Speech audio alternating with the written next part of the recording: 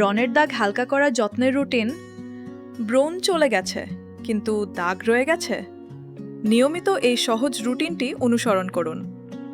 সকালে প্রথমে একটি মাইল্ড ক্লেনজার দিয়ে মুখ পরিষ্কার করুন।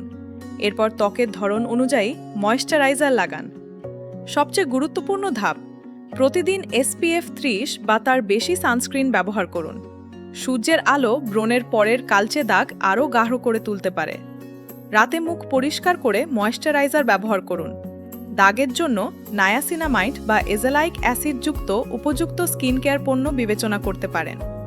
আর ব্রণ বা দাগ কখনোই চেপে ধরবেন না, এতে নতুন দাগ হওয়ার ঝুঁকি বাড়তে পারে। মনে রাখবেন, দাগ হালকা হতে সময় লাগে।